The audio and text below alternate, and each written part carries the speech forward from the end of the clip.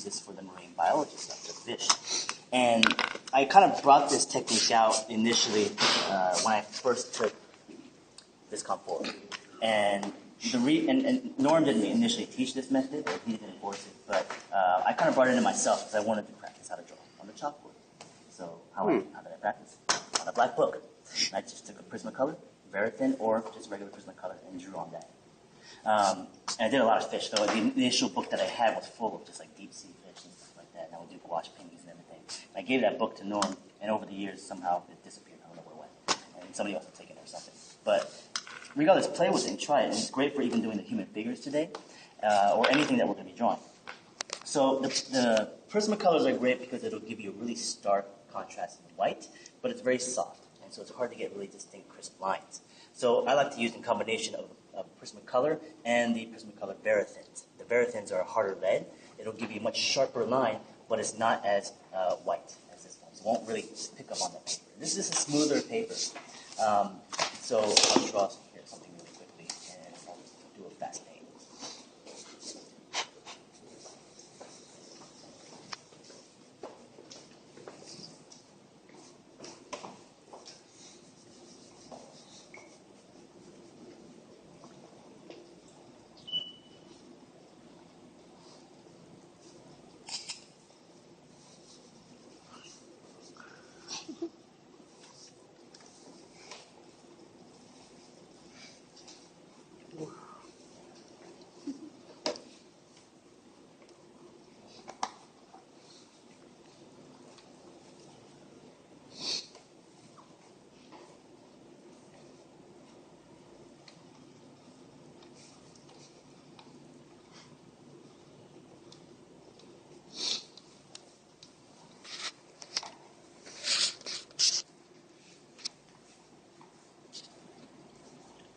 I would fill up an entire book with just nothing but fish drawings and light. And I would just practice it. So initially I was really scared to draw on the chalkboard. I just didn't know how to do it. So I just practiced it in this method.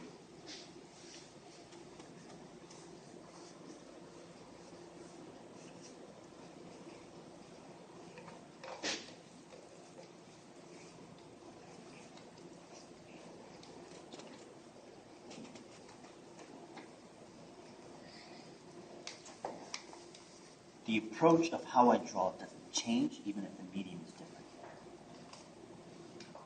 And so that's why I asked you guys, it's like draw with the Delta pen initially, and when you go back to the medium that you enjoy, ballpoint, pencil, whatever it may be, mentality, the approach of what you're doing should be the same, the formula. And if you can maintain that, the drawing stays consistent and it stays strong.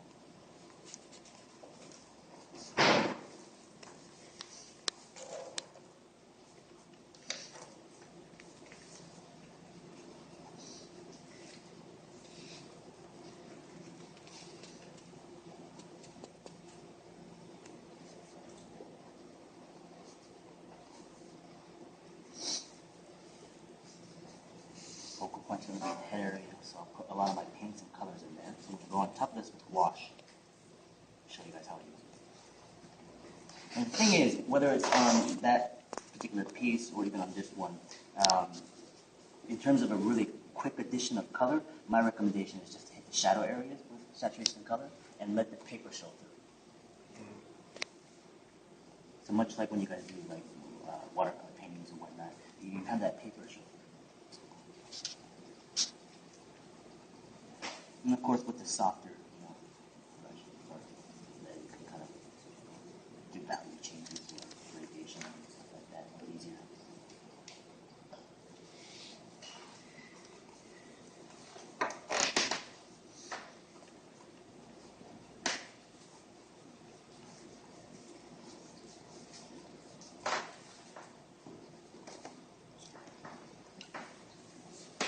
Anybody know anything about cephalopods?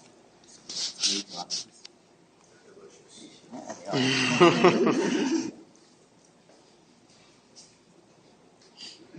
From a biology standpoint, these guys are just amazing. They were always very alien to me.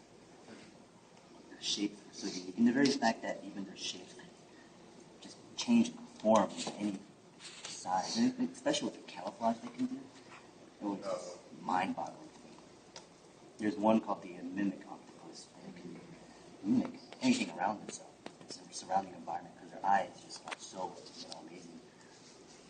And they have pigments on their skin, with almost like muscle contractions. So they release and then contract, and it changes the coloring of the pigments on the skin. Does it actually also change its textures on the surface of the skin too? Wow. So it can be like spikier, rounded, and stuff like that. So I'm going to go on top of the paint. Before I do that, can you guys hang out for just 1 minute so I can grab you guys outside? Sorry, I'm kind of running around. But let's leave it at this for a second. Take a quick break, and I'll come back. I'm going to apply paint on top of that. Okay? Okay. So same thing happens here on the brown tone. I'm going to do washes first. Okay, I'm going to go more cool on this guy.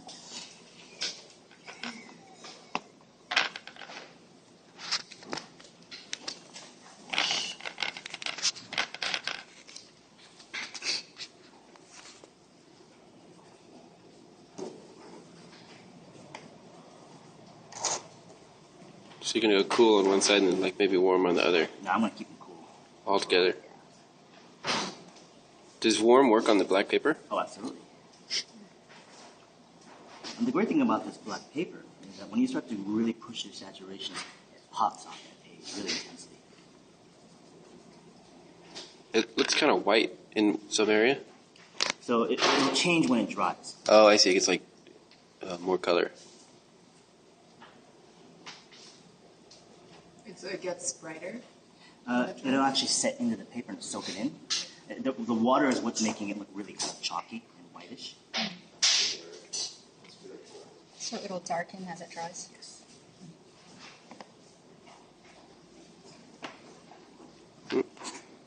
Oh, sorry. I don't know. You're fine. Sorry. Ooh. So your plan is to do the shadows That's first? cool, right? And then work to the warms? That's true. I'm not going to keep worms in it at all. I'm just going to keep it cool overall. So maybe more of a bluish tone and it shifts over. Maybe it'll go into maybe a slight purplish and pink. And wrap over to a gold. Augmented reality. Whoa.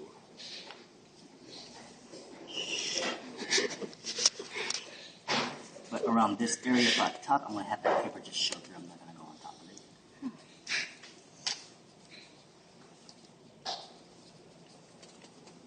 And with this one, it's a little bit difficult to draw on top of, so you really do have to be careful.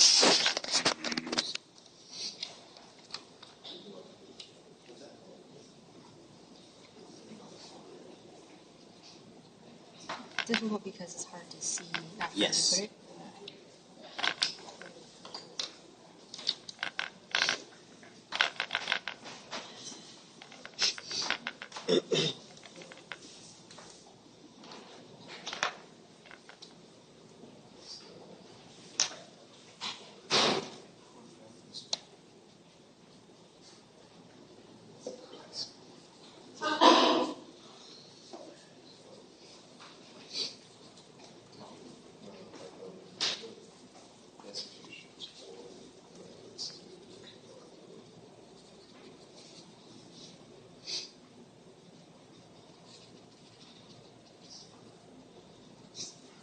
Focusing right in.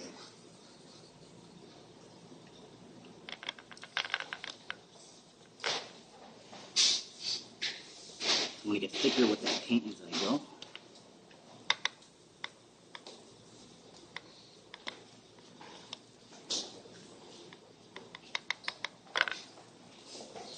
So when you mix the red in, you're warming it up some. Well, it turns it into more of a purplish tone. All right.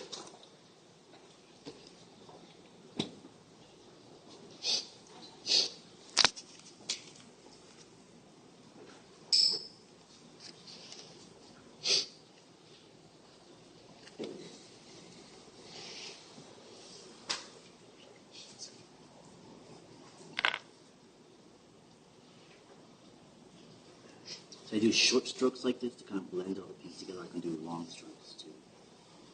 But I'll go long strokes and general broad strokes in the beginning for the washes, and as it gets tighter and more opaque, I'll do shorter strokes.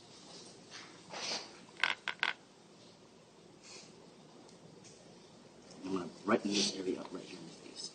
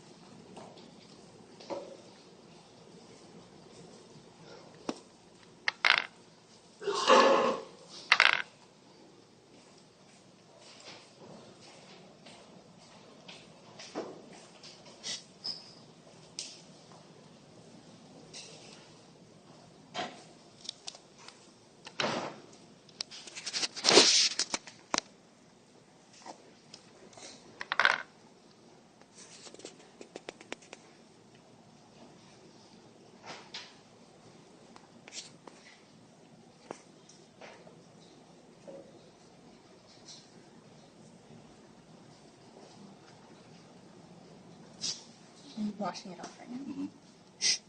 And if you have too much paint and pigment, it just mixes it, makes it really muddy. So oftentimes it's nice to just come back with a clean brush.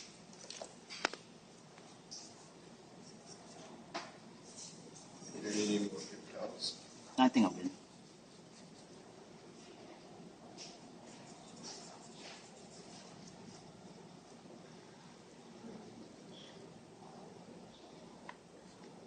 Do you go over with white lines? I won't, not on this one.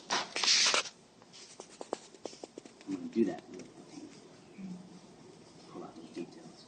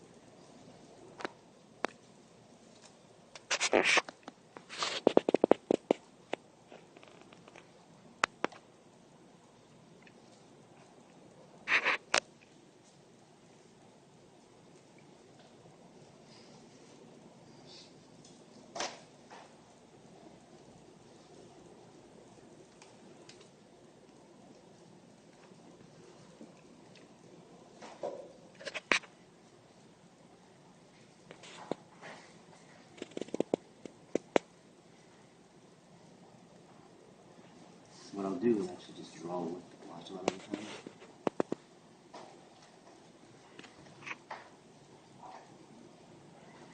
I want to have that texture on there, so texture strokes.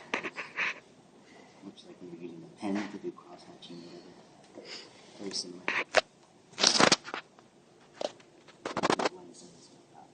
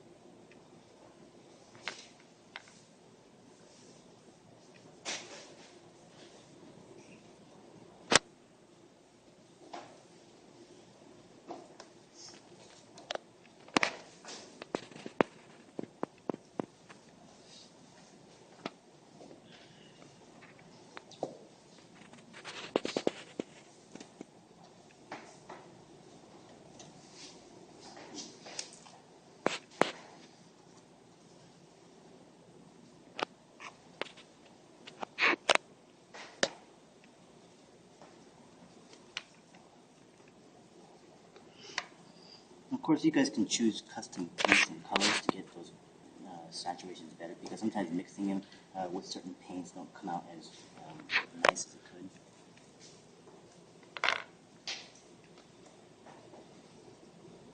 So this purple that I'm trying to mix with the ultramarine and this cadmium red isn't coming out as bright purple as I want it to be. So sometimes playing with different kinds of paints can be nice.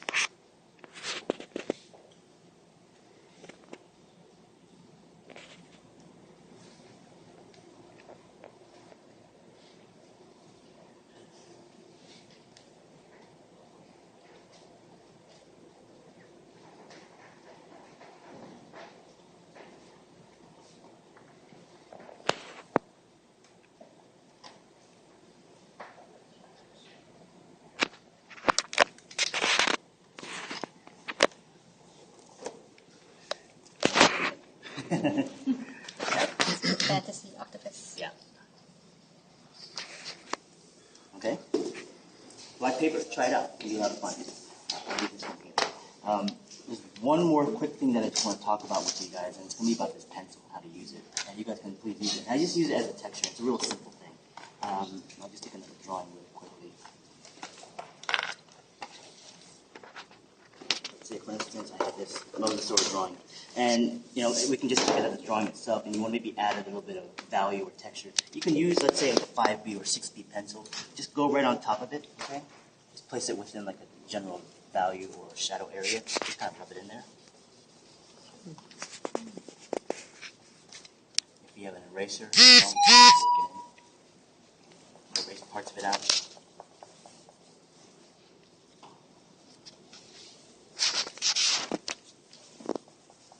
Can you put up the free spot? No, it won't work. And so it'll give it just a general texture on the paper itself. The smoother the paper, less likely it won't work as well. The more toothier, the better.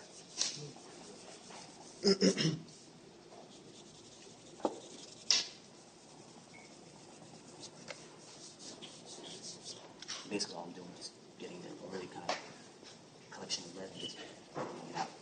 Gets that kind of texture on top of that. I've used this professionally when I was designing things like tanks for a video game. I would design it all on vellum, and then I would do like this streak of like lead and rub it all out, and it gives this kind of nice texture to it. It made it look like heavy iron.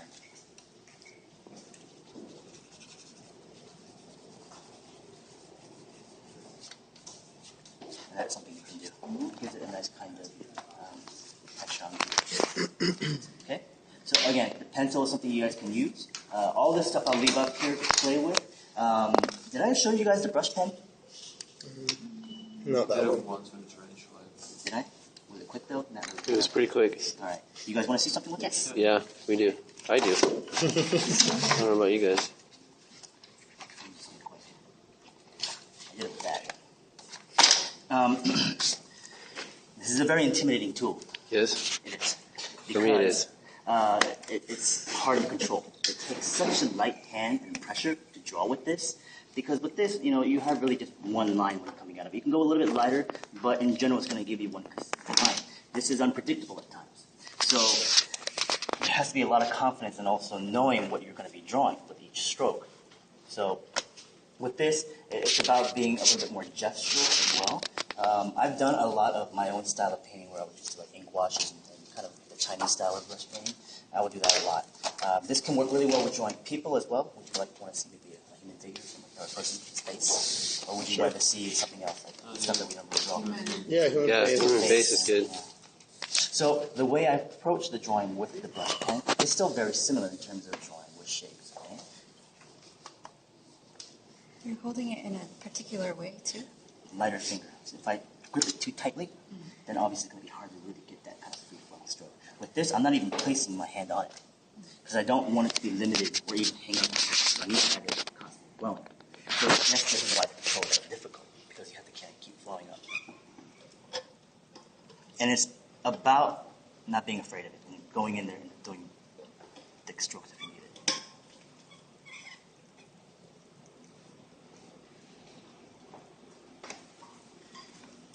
I'm just going to do a generic face, okay? And I'll show you guys how to construct faces like this.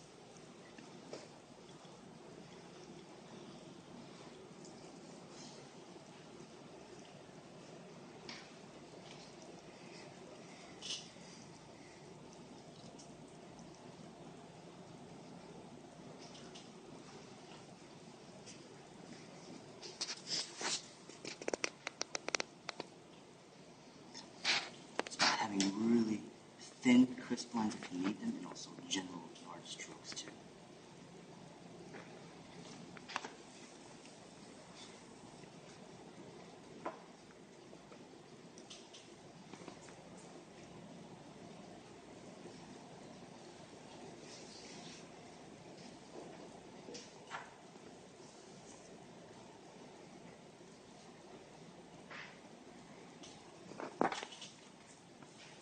And the mastery comes in when you draw something with less and less strokes to be able to communicate what you have.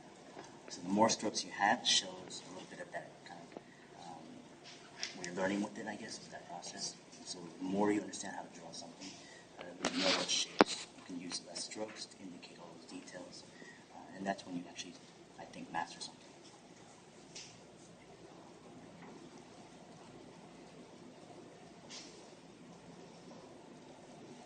That's something I used to study, or we as illustrators used to study a lot in paintings and whatnot, is how simple a lot of the times you master painting with just one or two strokes, and they can get like, a nose. And it's crazy. And so we'll study that and just replicate it over and over and over again.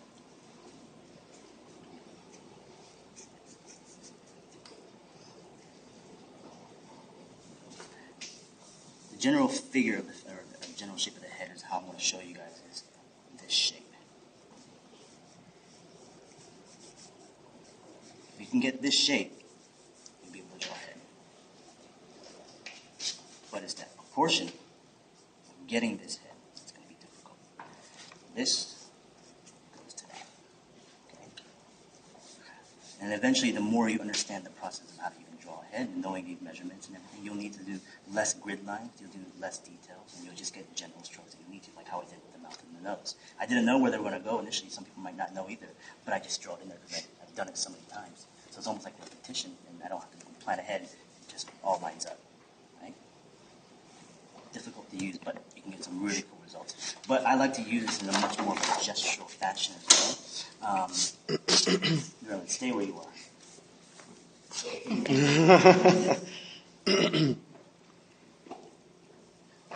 again, this is a different approach, more of a gestural stroke.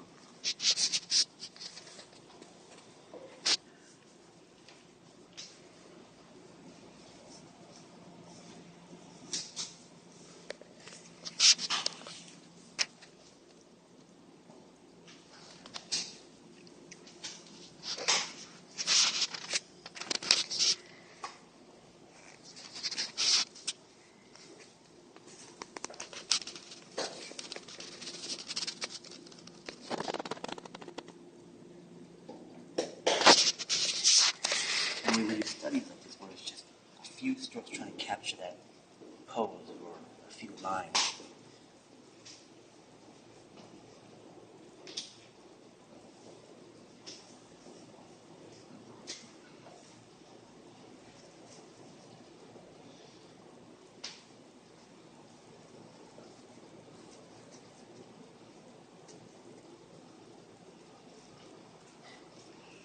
And it's a little bit more of a technique where, again, it's about that gesture and not really about construction of shapes. But you can play with that too. As you guys continue to draw, explore a little bit and experiment with different ways of drawing, because there really is no one way of drawing. Okay? Would you say it's better to start at learning gesture and then go into more like studies of like slower drawings, or Understand structure first. Understand the structure of how it's composed, and then you can break it. So again, it's more of a gestural kind of thing. I'm not looking for details, I'm just looking for the general pose of the head. And then you can start to construct and bring in and hybrid together to get different kinds of results. Okay? Any questions? Is there a reason that you don't use color with Copic marker? In terms of markers? I think I like Copic markers, but these are cheaper. That's the only reason why, pretty much. Okay, so again, I'll leave these here, and you guys can play with them, okay? Let's take another 5. I'm going to get something to drink. I'm going to come back, and we are going to draw on the board, okay? All right. And I'll explain to you guys about those handouts.